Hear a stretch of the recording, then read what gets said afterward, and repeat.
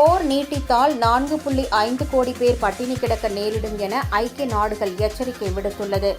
America மண்டியிடும் வரை போரை நிறுத்தும் பேச்சுக்கே இடமில்லை என ஈரான் உச்ச தலைவர் மொஜ்தாப் காமேனி உறுதிபட தெரிவித்துள்ளார்.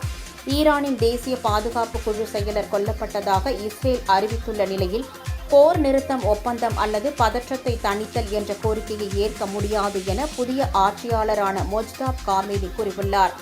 இந்நிலையில் ஐக்கிய நாடுகள் அமைப்பின் இணை நிர்வாக இயக்குநர் கார்ல்ஸ் காவ் கூறுகையில், மத்திய கிழக்கில் தற்போது நடக்கும் போர் ஜூன் மாதம் வரை நீட்டித்தால் விலைவாசி உயர்வு காரணமாக 4.50 கோடி பேர் கடுமையான பட்டினிக்கு தள்ளப்படலாம் என எச்சரிக்கை விடுத்துள்ளார்.